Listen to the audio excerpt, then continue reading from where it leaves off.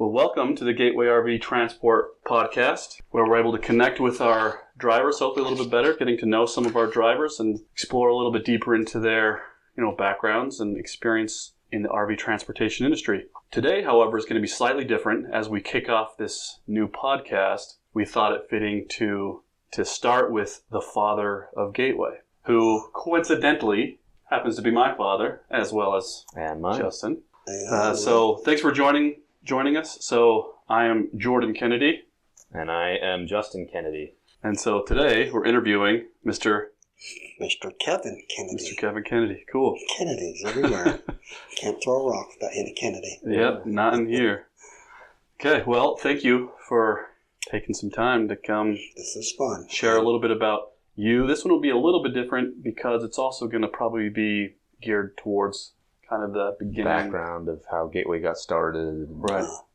Well, there's some history there. Good. Well, and we want to get into it.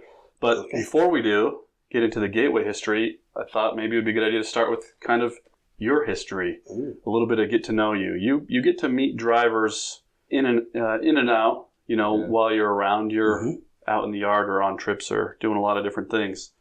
So you probably haven't met all the drivers, so it's probably good for them to get to know you a little bit, who you are. Mm. So I guess to start off with that, where are you from? A little bit about your background growing up.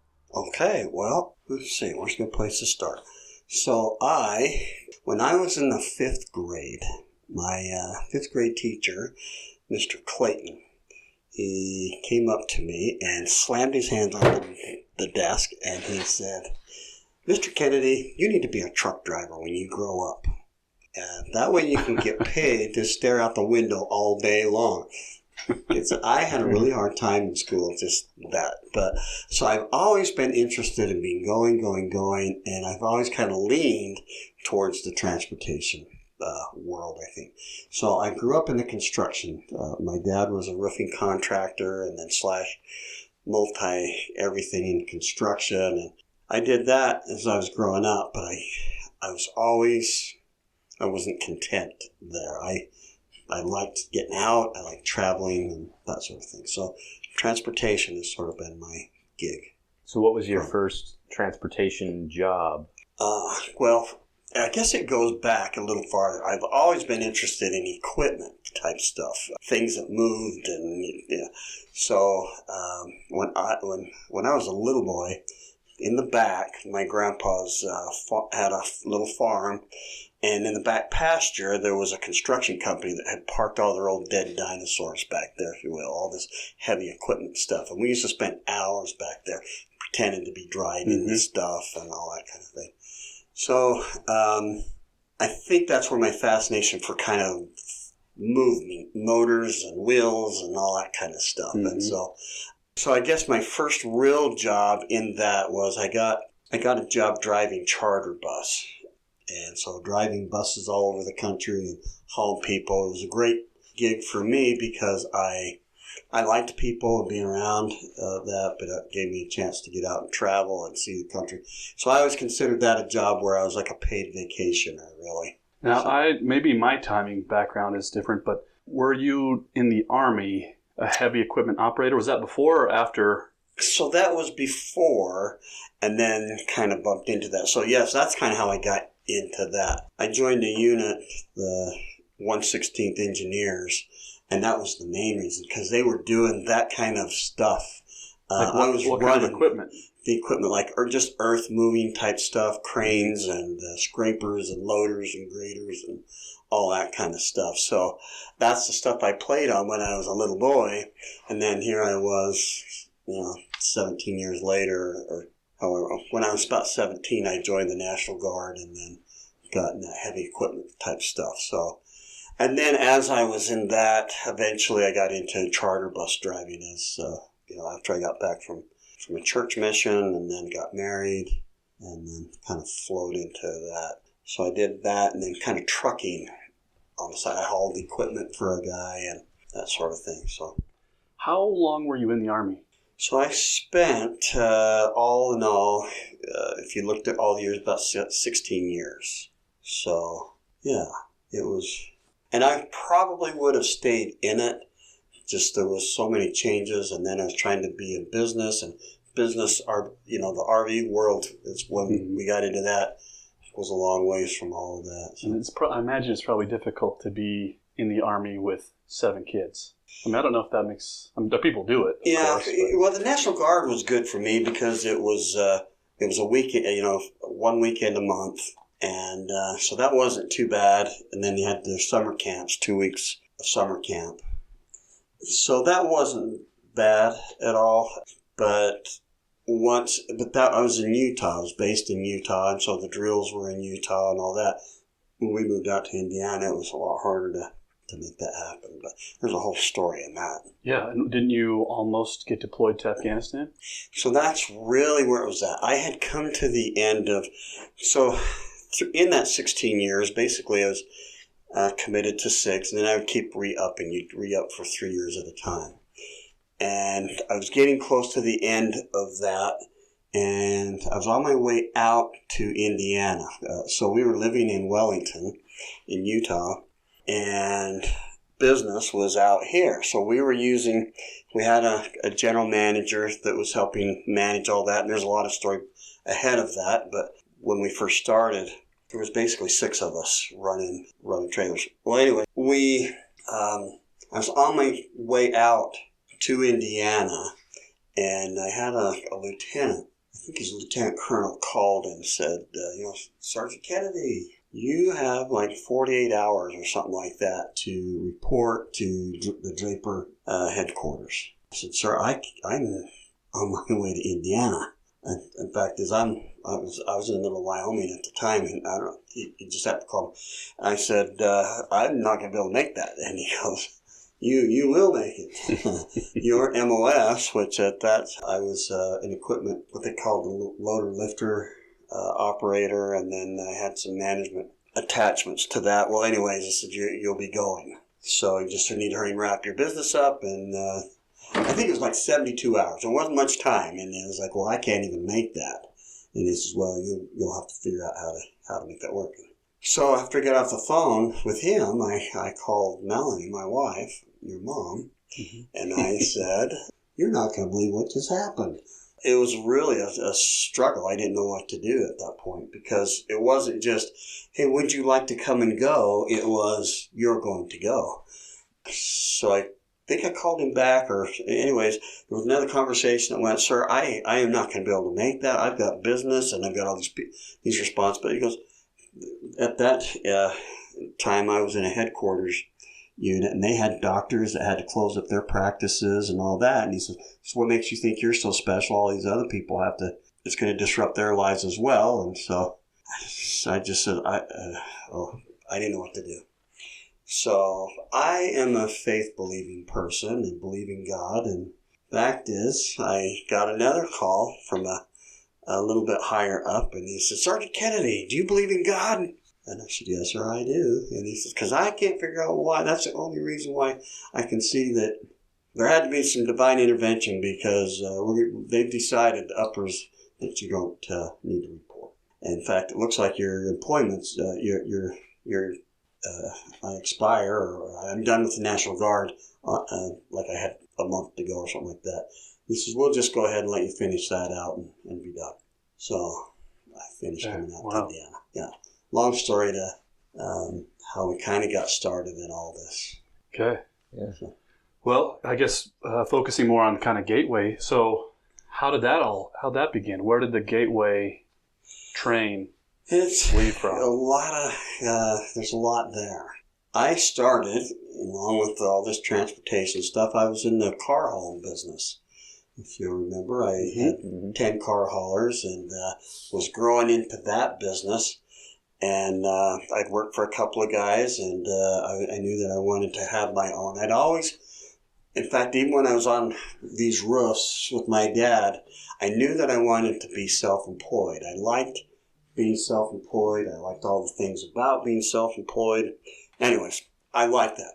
So eventually I got into the car hauling business and worked with some guys, and I had a couple of trucks going. And we were running trips down to Vegas, picking up cars and that sort of thing. I think it was my dad and my brother ran into a guy that was talking to him about RVs and getting into the RV movement of things. And I didn't have any concept of what that was about. Well, needless to say, in that conversation, because I had a DOT authorities and was running a trucking company, and in that conversation, the guy needed to have authorities. So getting authorities in the transportation world, I had authorities, insurances, and all that I needed to be able to run a commercial operation. So to run DOT compliant and all that other stuff. So that I had all that going.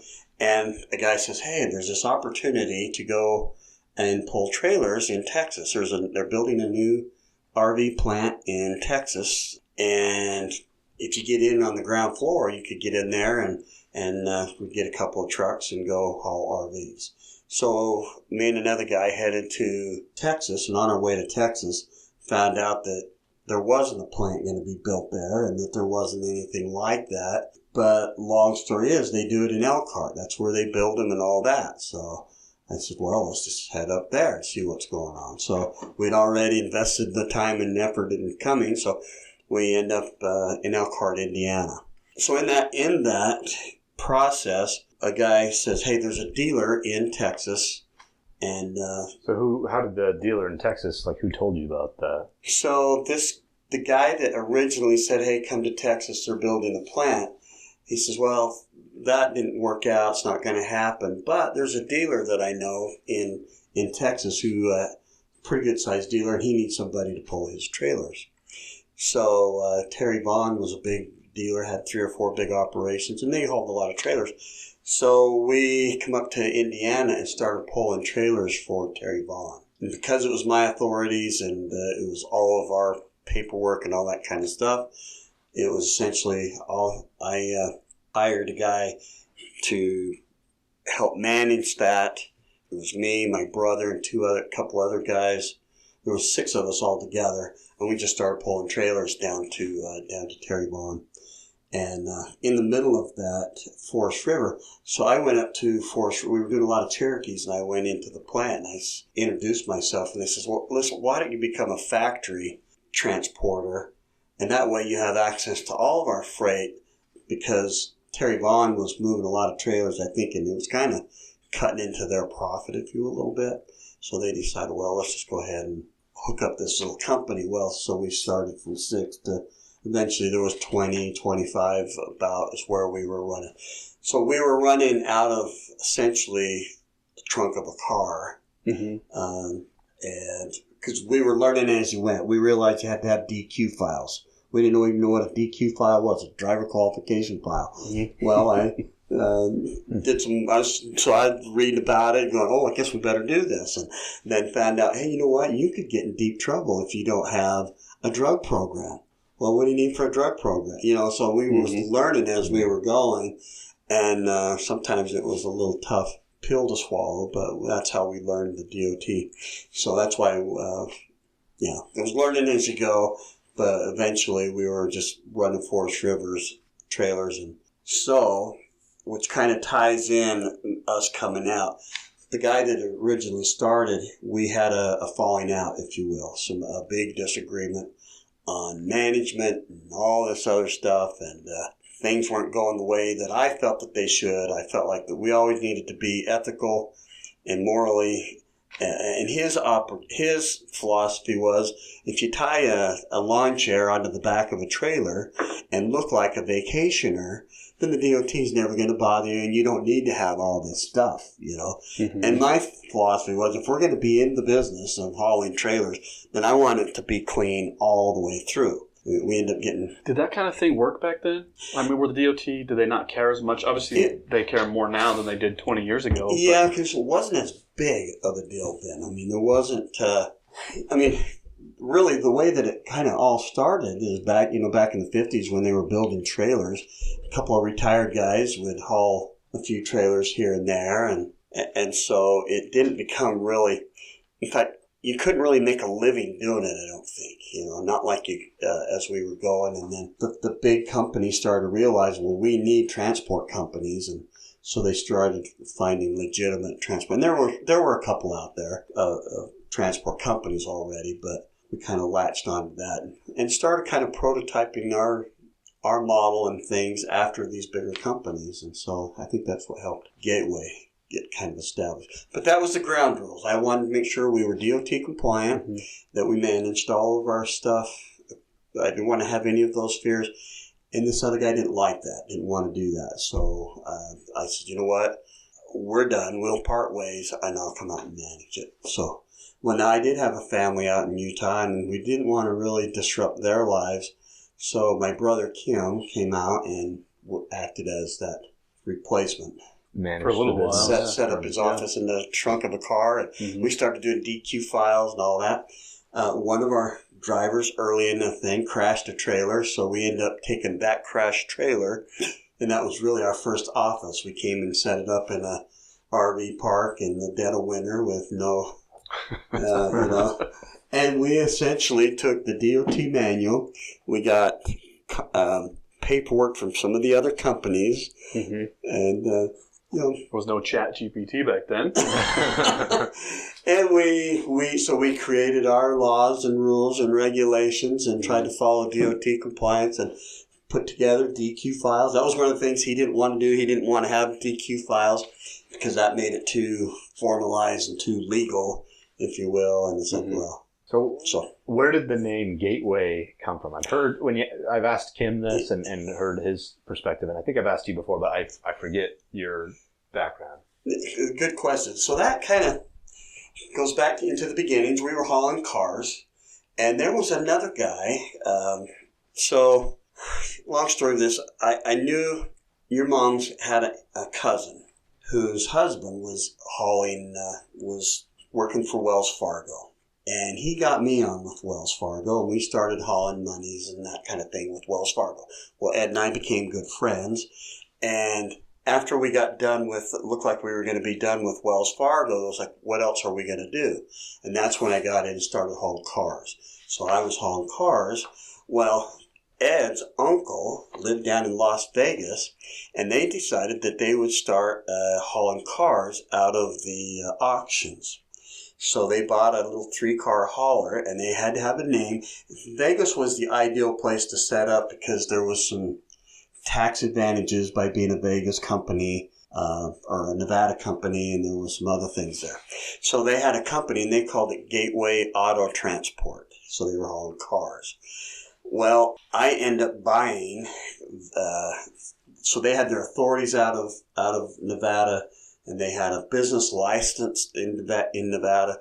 So I thought, well, it just makes sense. We'll start our business as a Nevada. Well, it was already an established name and everything. So we just went Gateway. Well, we were going to be hauling RVs, so we went Gateway RV Transport. We just dropped off the auto. So when we bought that company, essentially we bought a name as well. We were getting a name and their authorities. They bought a brand new 3-car hauler trailer, and we took that over.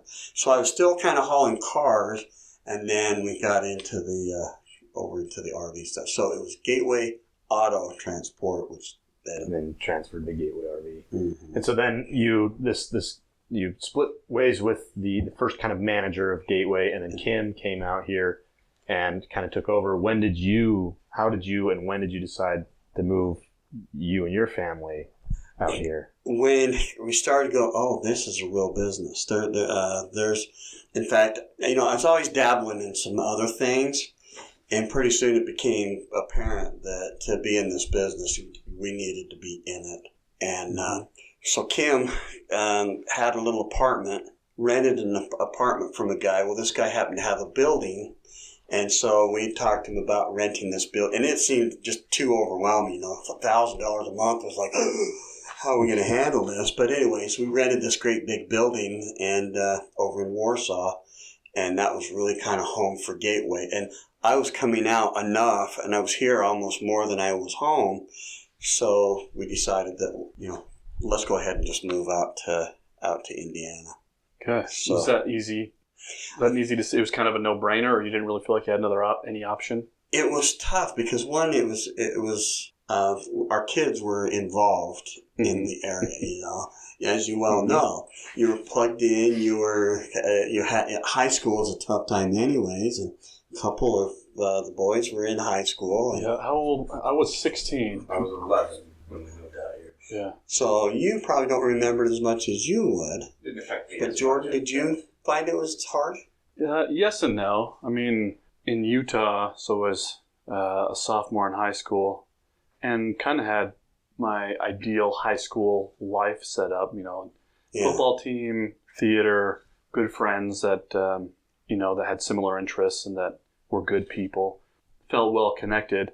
But when I feel like I remember when the decision was made to move out here, I think at that time it was good for me to have forward perspective. I thought, well, I can't change it.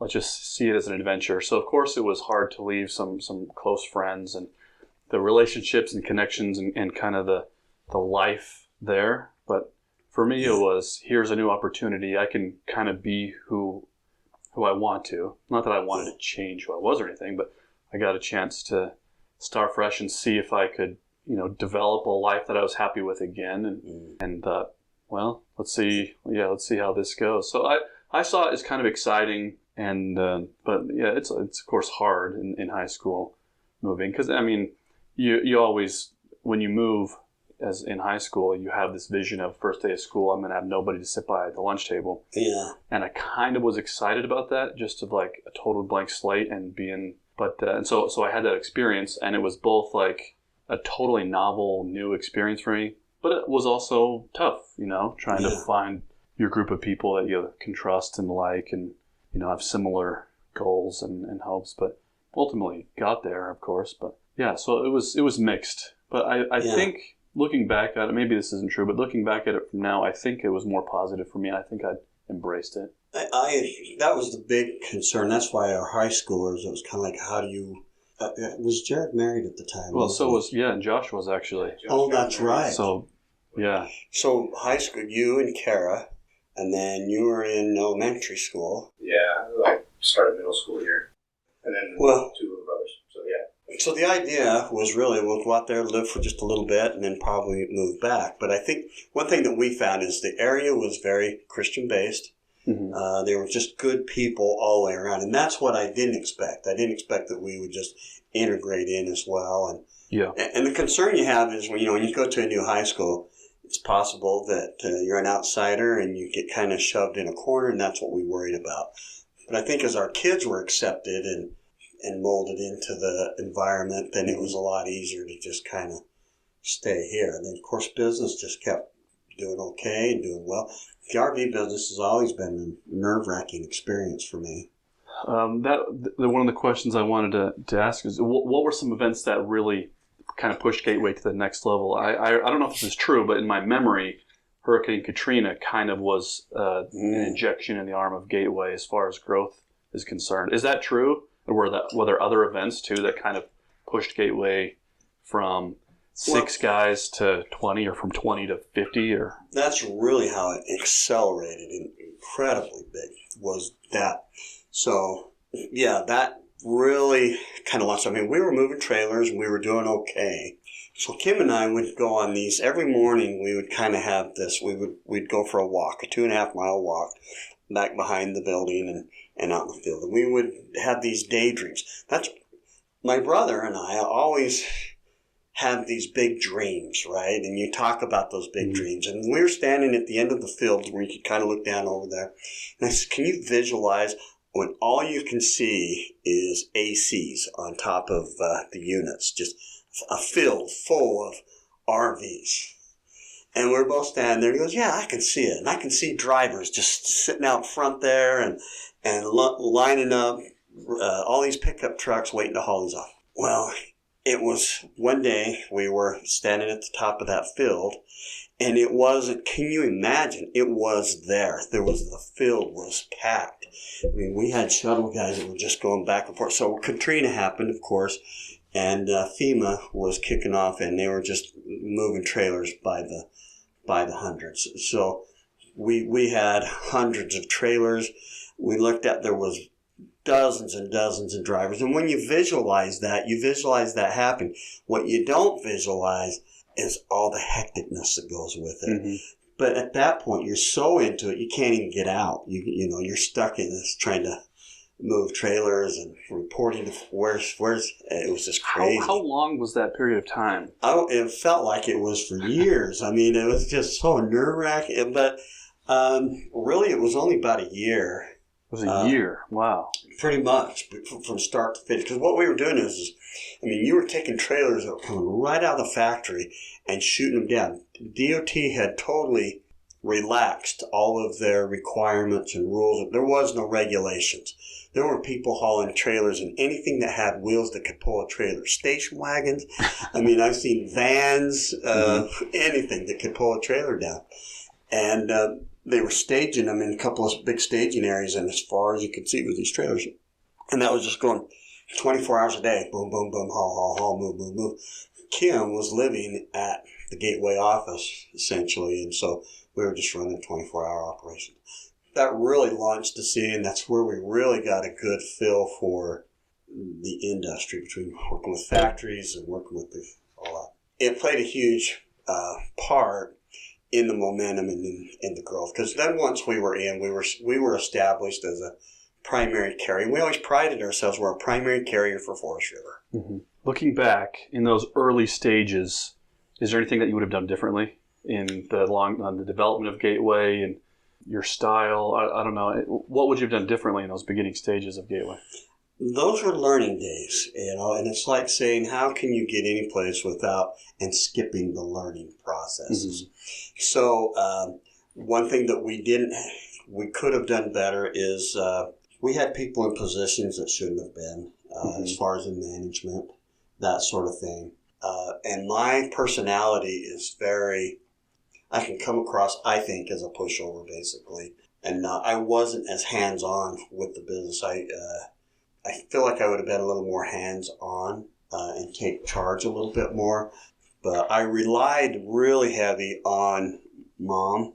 She knew the finances. She's always been really good at the numbers and knowing where the numbers. And so she was really my only gauge, if you will. Where are we at? Well, if we got money in the bank, and that's where it's at. I think it was later as Gateway, there's financial decisions I would have made differently if I'd have had more information or if I'd have had a better sense of direction. So there was never direction. I felt like we were more of a firehouse. Mm-hmm. We would just wait for a fire and go put it out, wait for a fire and go put it out. And that's how we kind of managed and ran. We would have accelerated Gateway, I think, if we had gone in with a little different approach. But it is what it is. Yeah, I think that's true. And because the lessons that you learned from maybe making a decision, whether it was the right decision or not, was education, I guess. Yeah, definitely. What were some of so from Gateway at the beginning till now, where we're at today, what were some of the right decisions?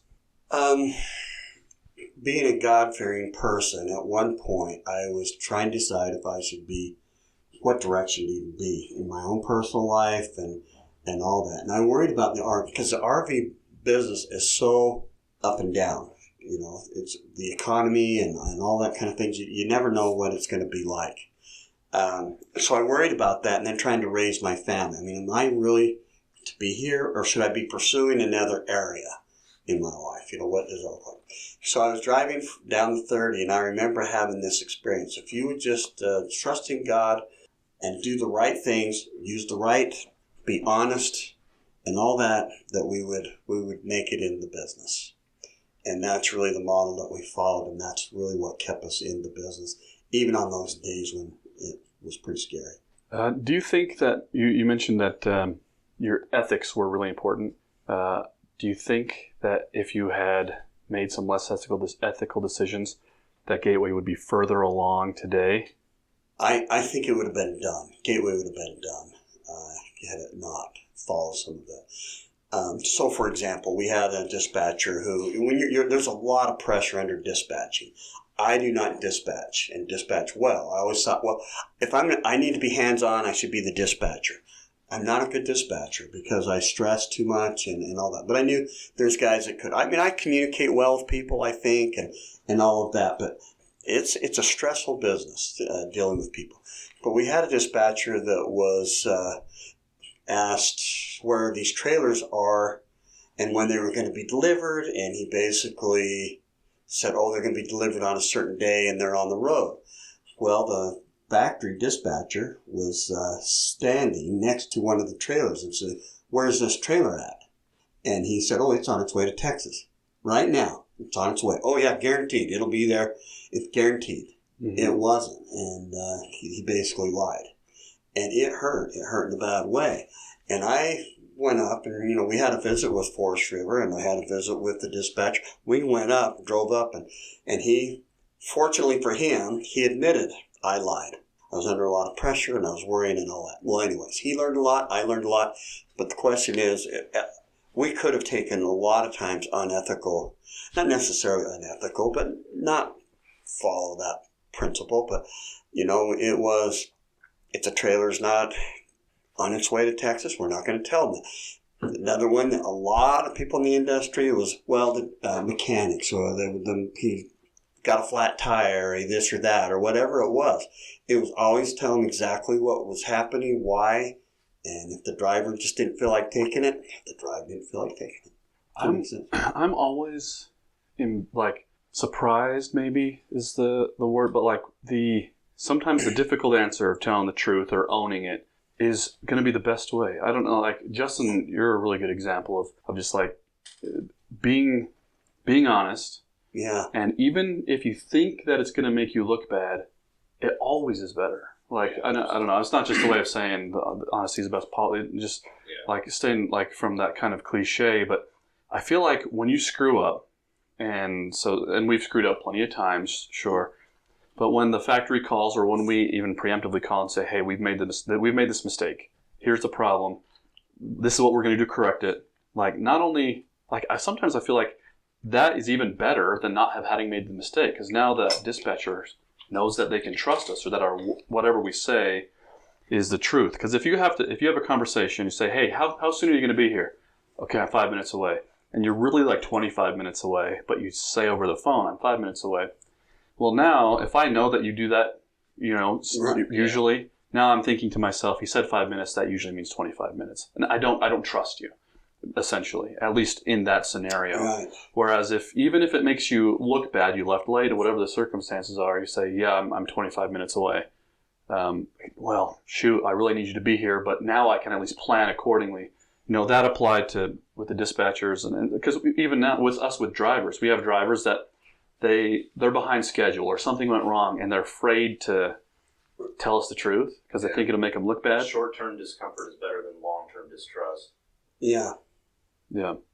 So it just is amazing that still kind of in the world at large, in business at large, the go-to is, what can I do to get out of this heat at the moment, regardless of what's going to happen to me in the future. I don't know. It baffles me that kind of the go-to answer is push the blame onto somebody else and deflect.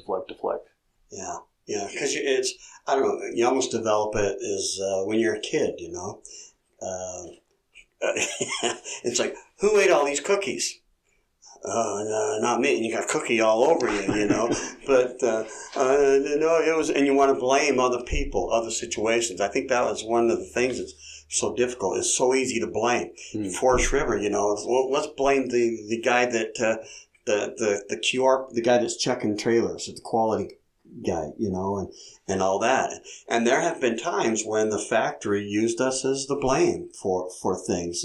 And so now you've got a choice. I'm either going to pass that blame along, or, you just try.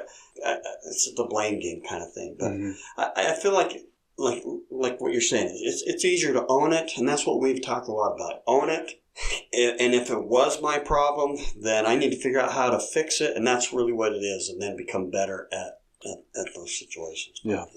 Well, so for where Gateway is now, and where you are involved with Gateway personally, what are your next 5 years kind of look like? That is a good question, and that's what question you ask yourself, or I'm asking all the time, because I found out later in life that I have ADHD, and I've never been diagnosed that, but I understand me more and things I've read and understood.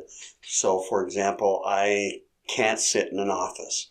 I've built some really nice offices. I've put them together, but I can't sit and do paperwork or office. I have that fidgetiness. I'm always want to be. But I feel like Gateway, I like being involved, even if it is more, it's the people are really what makes Gateway, really, isn't it? I mean, we deal with a lot of interesting people, and it's fun knowing them. I feel like we have friends here. Drivers become friends. And then you have this with your friends. You don't want to disappoint your friends. You don't want to make their lives... You want them to enjoy and to have good things happen to them. And that's the way I feel like our drivers are. They become friends. Even ones you don't really know well. They have a story.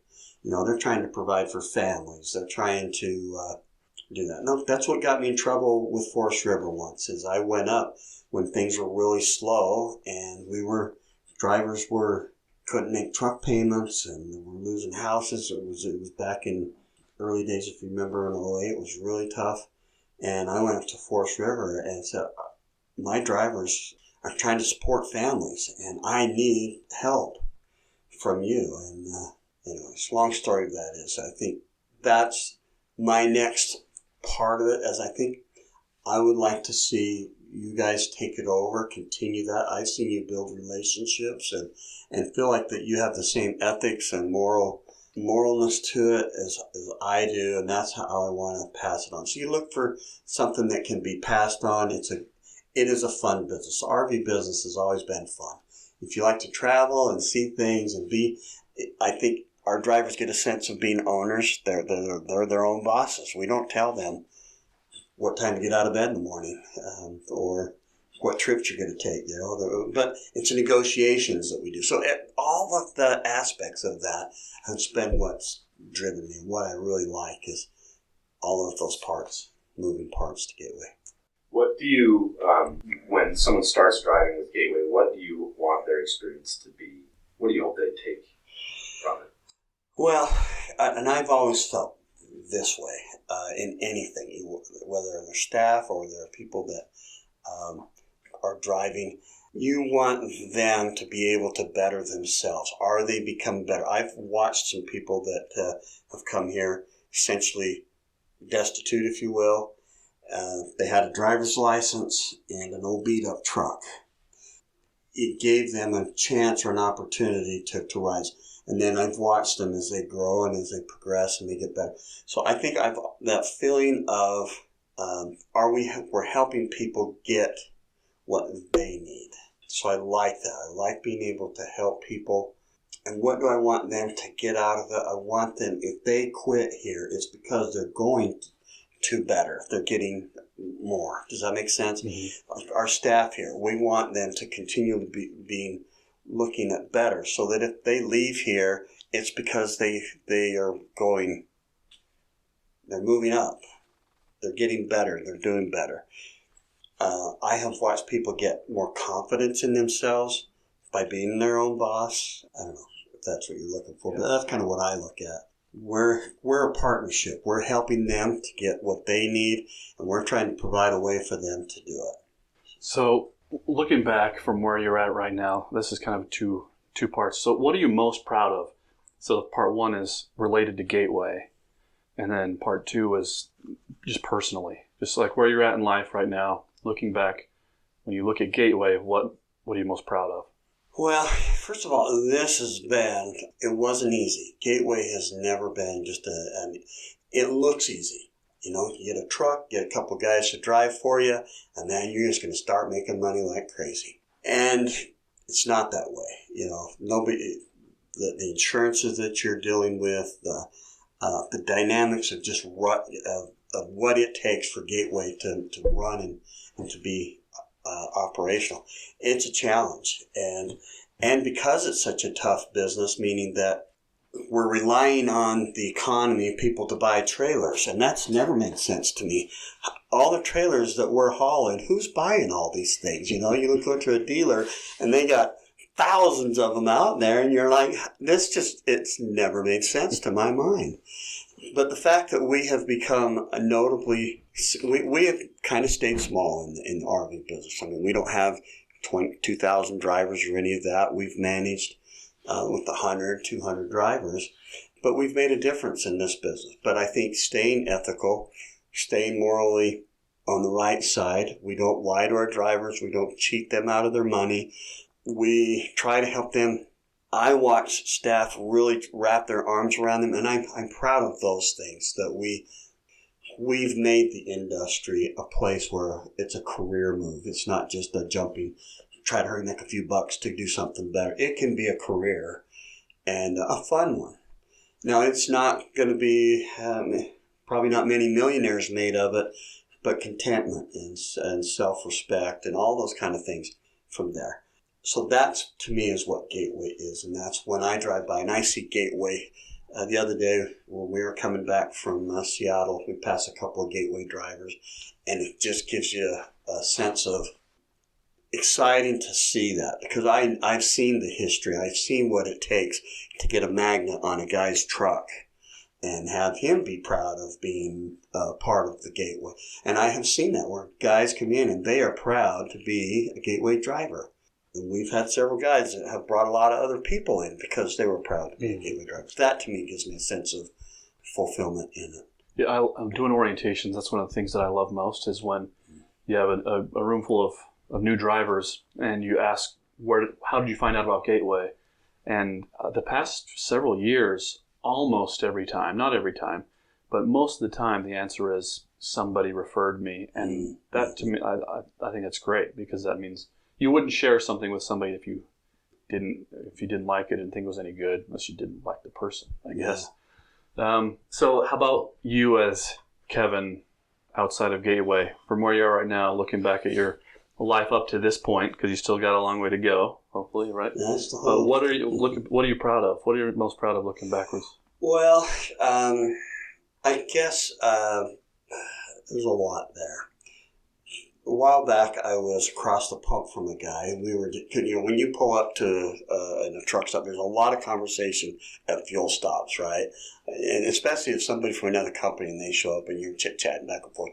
I never tell, I own the company and I'm the big, I'm a driver and I'm there to provide for my family and all that. So as we're chatting back and forth and sharing experiences back and forth, there's a sense of belonging. I feel like that I've helped create a world that I like living in, a sense of belonging. You don't have to be the owner of the company, and sometimes I forget that I am. I get reminded when things get really ugly and I have to deal with things, But what I guess I'm saying is I like that I've been a part of helping this journey of getting people. I guess for me, I've always had a passion for loving people. It's easy for me to like people, to love people. And so when people feel accepted here, that's a sense of purpose. When they feel like, when they leave here and go, I love this place. When they do leave, they like, man, I miss that. I miss that joking around and funning around and just feeling like that they're a part of the business. We've had so many of the, I don't know if that really answers the question, but that's for me is, I like that. I guess I have measured my success off of my boys who are now kind of taking on that, watching them transition into the ownership of something that you helped start. You feel like that they are going to carry that on. Do you know what I'm saying? So that Gateway will be around for a long time with those same ideals, helping people and moving forward. Yeah, well, Justin, you have any? We could go for days and days, but we could, yeah. It is fun to just sit and chat. And one of the things that we're excited about with this podcast is getting to know, because you mentioned, like, one of the things that we like about this job. I mean, I don't know, maybe you guys are different, but I'm not passionate about RVs. I mean, RVs are cool. I love camping. I love the outdoors. I know we've talked about this many times, but and I'm probably naturally more of an introvert. I think I can fake a extrovert, but naturally I'd rather just avoid people. but the reason I like coming in here is one, the environment here, I really enjoy it, but then even more than that, or the reason for that is the people that we get to interact with. So one of the things I'm excited about with this podcast is getting to explore just a little bit of some of our drivers or other people in the industry, and just kind of get to know them a little deeper, a little better. That's the thing I really think I like probably the most is when you get to talk to people. I mean, we've got people from so many different places, school teachers who have been professionals in various areas. We've got some people that have been very successful with their own businesses and so on. And yet they come over to the RVs, recreational vehicles is kind of our thing. We're recreational, it's kind of you get to see places. There's a lot of fun to it. But that's one of the questions I'd like to get in the habit of asking. But while transporting an RV, where's the neatest place that you've been to? Oh, yeah, because that's or what's the fun? What places do you like to go the most? Yeah, and what for you? What's your answer? So like last summer was amazing because we were in Nova Scotia. And we experienced that, and it was really fun to take a ferry with a couple of our guys, and you get to see people anyways. And then 2 weeks later, we're clear on the other side, over in headed for Alaska. I mean, we don't get many of those, but we did get miles. some. Yeah. To Alaska. But one of the things I've always liked this is it's dead of winter, and I will call home and say, what's the weather like? It's 32 below zero, we're all freezing to death. And I'm down in Florida in shorts. And going, oh. Yeah. So is that your favorite run, Alaska? I would say Alaska's up there. I don't like winter. I don't like driving in winter. But if the conditions are right, yeah, I love that.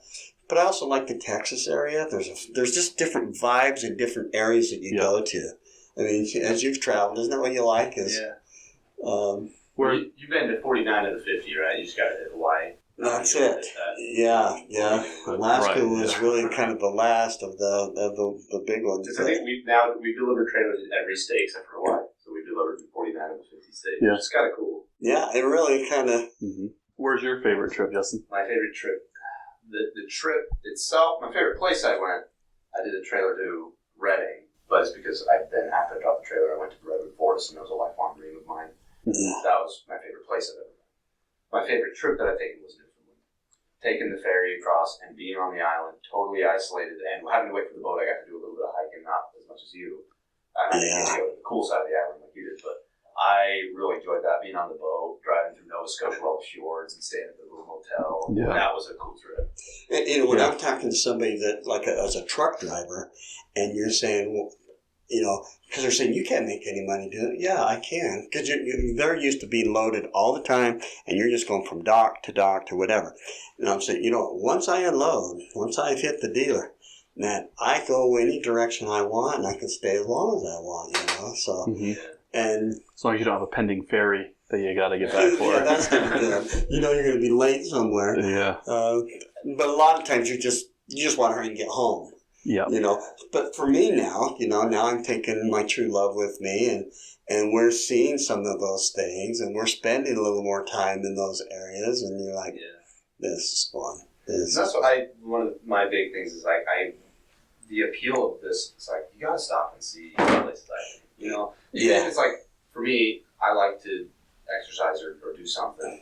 And so, my last trip, I stopped at this state park in Arizona and just hiked up this cactus mountain. It was cool. And then, I think that's a big thing that you're missing if you don't stop and check stuff out every once in a while. Obviously, people are in a big hurry, but it's my big theme is the journey is the destination type of thing. Yeah. So enjoying the whole journey, I think you're really missing out if you don't stop. I think you hit a key for me, and that is life, right? Okay, you can spend your whole life trying to accumulate and to get in places, whether you want to be the CEO of a company and you're working yourself into that, or you're going to take the approach, and I would really like this, it's enjoying the journey, experiencing that journey. So it is stopping long enough to taste the foods across. Barbecue in Oklahoma is different than barbecue in deep Florida or New Orleans and those. And so I think that's the thing that it gives you as an opportunity, and encouraging people. You need to stop. From here to New York, I used to hate whenever the East Coast. Mm-hmm. I was terrified of it, but I was more terrified by the stories that I heard. But you ride up there and come back and go along some of the rivers where they got the locks and watch them move boats up and down. It's a neat. My first trip when I went with you to Ponchatoula, we went down to Berryland. I was 17. That was a fun trip. That was the first time. That was the most culturally new experience I've ever had. We stayed on Bourbon Street, and then we went and met with them. We stayed right on Bourbon Street just before the Mardi Gras. And I felt like I'm not allowed to be here. Which probably in some cases maybe it wasn't. I don't know. That's fun. But I think we should. I really like the idea of moving forward and getting to know you. That's the fun part. I think setting people down and saying, how did you get where you are? And I think that's what's great about starting with you is because most people know who you are, but it's nice to kind of get a little bit deeper look. Of course, the position that Justin and I are in is we know you pretty well, I think. Yeah. Hopefully we're trying to get into some questions that we already know the answer to, but I think it's nice to see a little bit more of who is Kevin other than just the gateway guy. I would like to go for a couple more hours because there's a lot more story and all that, But no, I think that's the fun, is getting to know people. And the next time we were able to get around to having you come back on is we'll ask you about some of your wall stories. Yes, and some of the Wells Fargo stories. Oh boy, we need to do that. We need to do that and then send some to Mark's sister because she got a kick out of some of that. But and that's the funny thing about all that is as I'm telling it, it's like that really happened. This my life is really. Sounds like a Robin Williams movie. I feel like it's a boring, just a napper movie. But when you start thinking about all that, you're thinking, I am a star in my own movie. Well, and I think that's the point. And again, one of the reasons I like this is I don't think anybody ever sees himself as that interesting. Yeah. Right? I was donating blood, and the phlebotomist said, tell me some interesting things about you. And I was like, there's not really anything. And she really pried. She was really pushing. So I was like, okay. And as I started to list some of the things that I've been able to do or see, she was like, wow, that's really cool. Yeah. And I'd never seen it as interesting because it's not to me, because it's my life. And I think each one of our drivers has a very different set of stories that makes them who they are. Yeah. Some very interesting, and to them maybe it's maybe not that amazing, but what's cool is hearing other people's interesting things, and that we all share this thing called Gateway.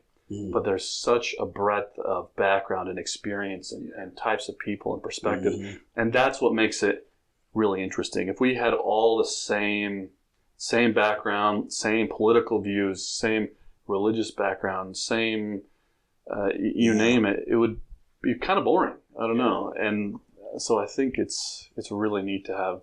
And I can just be pulling that out of people, because you think you know somebody just by when they walk in the door, by the way that they walk in the door and all that. And you're thinking, this guy is this way and that way. Then you sit out there in back while you're helping him fix a jack on a trailer or something, and you start interacting. You go, he is no. There was one guy I thought he and I will never get along ever. Was that Justin? It could have been Justin. But by the end of it, you're like, we're best buddies, it's so much fun. It really is. Yes. And kind of as we've been talking about doing this, and we've been talking about this for a while. Right. My hope is we do a lot of driving, nothing compared to most of our drivers. Jordan and I have a 2-hour commute. Most people look at that and think that's nothing. But there's a lot of time. I listen to a lot of podcasts. Yeah. And I feel like I get a lot from it. But the hope is with this is, if this is a platform and an opportunity to get to know someone in a way that you might otherwise not have. I've some of our drivers I've known since I was a teenager, and I've worked with since I was a teenager. Right. But you don't normally talk about each other's lives in very much depth. You just talk about the day-to-day business, and you have a good relationship. But my hope, and I really felt like I got to experience this a lot as a missionary. Jordan, we all three were missionaries for our church, and you get to sit down and talk to people at a little bit more of a deep level, and you realize just how, like Jordan said, how interesting people really are, and they don't don't see it themselves. Yeah. And that's one thing that I'm very passionate about is people are the gems of life. Like the people in your life, you just don't realize. Jordan had mentioned this once to me, and I think this is kind of an interesting thought, is you pull up to a stoplight at someone, and it's kind of as a joke, but it's real. That may be the only moment you ever share with that person. And that's kind of an interesting thought. Yeah. So sorry, I'm going on this little bit of a tangent on this, but my hope in what to get out of this, if not very many people, if no one listens to this, the process of creating it, if it allows us to get to know someone and learn about their stories, that's what I hope that we would get out of it. Like some of the drivers, just a little bit of talking, like our driver Charlie, and some of the things that he did fighting for our country. Yeah. I want to hear more of that, and it makes you appreciate the sacrifice, and it makes life a little bit richer because you realize the price that people pay for you to be able to do this. Yeah, absolutely. And, so many of our guys, Walt, it would have been awesome to sit down with Walt. Oh, yeah. Who also fought for our country. He was an awesome man, really. Just a downright good person. Yeah. Everybody has interesting, but also really beautiful parts of them that it would be cool to explore and get to know people. So hopefully that's the direction we can go a little bit. Yeah. So I'm very excited. I wanted to, maybe this is dumb, but I wanted to kind of at least ask every person one kind of bizarre question, but it's not really that bizarre, but what's your favorite dessert? I'm going to keep a spreadsheet of everybody and see how often we can give people their dessert of choice. But why is that one your favorite? I know. I think this might be the most controversial question that we ever come across. People listening saying, "What, that guy?" I've never had a dessert I didn't like. Okay. I have. But no, I love it, and I want to see us go forward with it. It's just totally fun. What's your answer? Yeah. My favorite dessert? Anything with chocolate in it is pretty much an up there. But did you have that when we brought? It was maybe Matt brought in like chocolate covered crickets, something like that. Now that I don't know sounds as good. I think it's just the word cricket. Trying to picture eating a bug is a little challenging, but I don't know. Put enough ice cream on it, I guess it won't be so bad. Cool. Well, anyways, this is fun. There's a lot of... Thank you. And I know you're probably one of the busiest people that I know. So it's nice to, as a Gateway person, but also just as an admirer and as your son, it's nice just to kind of sit down and talk for a few minutes. It really is fun. And if we do this without any microphones or anything like that, if we need to do this just for fun. I'm kind of curious to see how this works out. This is our first time doing this, and I think we'll get better as we go. Yeah. And I am looking forward to, I think there's benefit in listening to it. So one of the things that we did before my wife's grandpa died, Grandpa taught me to interview them and learn about some of the stories. And in typical kind of old man fashion, he focused on non-interesting details and glossed over. So he glossed over the story when he hitchhiked onto a plane with his friend and rode to New York City. But he was so focused on, my friend, what was his name? Oh, he was a tall guy. And that doesn't matter. You just get past, how'd you get onto this plane? The really interesting part. But it's I'm glad we recorded things like that. Yeah. But also the process of being able to kind of hear it again is kind of interesting. So I don't know. I think we need to take advantage of these opportunities. Like I said, I'd pay a lot of money to hear Walt's story, from Walt. Yeah. So. Yeah. Well, thanks again. Anybody that does get a chance to listen to this, give us some feedback. We'd love some feedback. If you'd be, our target is really our driver base. Yeah. So if you're one of our drivers and you do listen to this and you made it this far, congratulations. But if you'd like a chance to come sit down with us, if we haven't already asked you, then let us know. We'd love to bring you in. And I don't know if it feels weird because there's no one here physically with us, but the hope is if anybody does listen to it, I hope that they know how much the reason that we do this is I really like the people we work with. Yeah. I am very fortunate I feel like we have some amazing people who are professionals who leave a good impression, who help the business grow because they leave good impressions. Mm-hmm. And we want to get to know our little community and to also just say thank you for what you do. It is moving RVs in and of itself isn't my dream. Working with amazing people is. Mm-hmm. And so that's why I like doing what I do. So just thank you. one of the great things for me is to show up to a dealer, and while you're waiting or whatever, and they're busy, they're trying to do things and all that, and you almost take it as though they're personally trying to ruin your life or make you miserable. It's like, but one of the things I really enjoy is when they come by Gateway. Oh, the last guy here was so awesome. You must be awesome too. I mean, they just put you in that category, because if a Gateway guy's there and he's just pleasant and he's nice to the people around him, when you get there, the experience is wonderful because somebody else set that stage for us. But I think that's the caliber of people that we work with and deal with, is these just great people. And like you said, nobody really, driving an RV sounds fun and exciting and all that. When you're driving across Nebraska in 45-mile-an-hour winds, and then you get to Wyoming, you should. You say it sounds easy, just pull over, but here you are. All of a sudden, it's got to be windy, and you get, Siri, what's the wind speeds here? What? But then you get into Wyoming, and it's blowing sideways, and you're hitting icy roads, and you're doing all that kind of stuff.